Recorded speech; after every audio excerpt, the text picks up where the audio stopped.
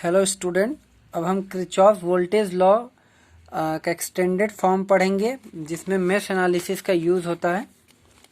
तो इससे पहले वाले वीडियो में मैंने बताया था कि केवीएल इक्वेशन कैसे लिखते हैं। अब केवीएल इक्वेशन को लिखने का एक अल्टरनेटिव मेथड और भी है जो आगे मैं डिस्कस करने जा रहा हूँ। ये एक इलेक्ट्रिकल सर्किट है जिसमें एक वोल्टेज सोर्स V1, दूसरा वोल्टेज सोर्स V2, दो रेसिस्टर R1 एंड R2 लगे हुए हैं और इसमें क्लॉकवाइज डायरेक्शन में करंट मूव कर रहा है। तो इससे पहले मैंने बताया था KVL stand for the algebraic sum of all the voltage around any closed circuit is equal to 0, which means summation of V is equals to 0. This is a KVL equation, but we can write this in another form. हम इसको एक दूसरे method से भी लिख सकते हैं। हम इस सर्किट के अकॉर्डिंगली, जो ये मेथड सब पे एप्लीकेबल है, कि हम एक LHS पोर्शन एक RHS पोर्शन में इसको कन्वर्ट कर दें। LHS पोर्शन में हम टोटल EMF को लिखें और RHS पोर्शन में total IR drop means IR means voltage V is equal to IR as a Ohm's law.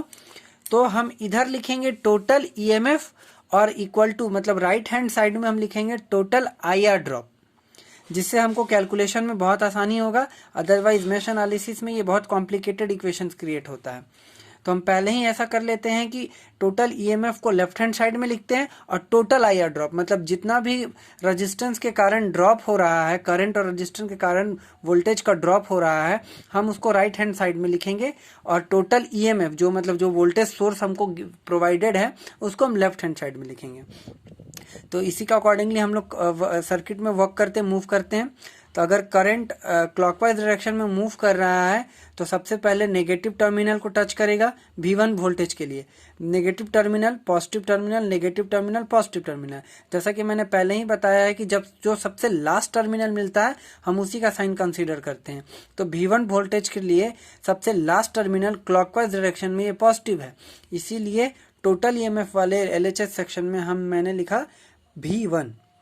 अब ये करंट वोल्टेज V2 की तरफ आ रहा है, तो positive negative positive negative, at last सबसे क्या मिला मुझे, V2 का नेगेटिव टर्म मिला, इसलिए मैंने -V2 लिखा is equal to.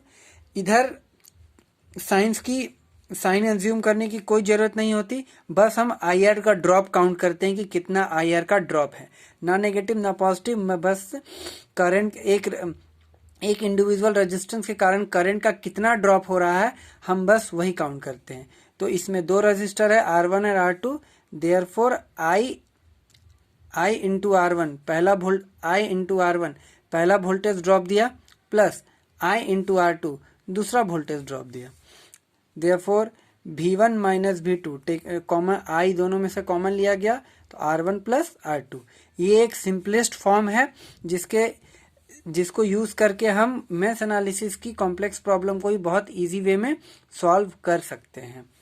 I hope student आप लोगों को समझ आया होगा। अगर कोई दिक्कत हो तो मुझे व्हाट्सएप पे मैसेज करिएगा, मैं फिर से रिपीट कर दूंगा। ओके।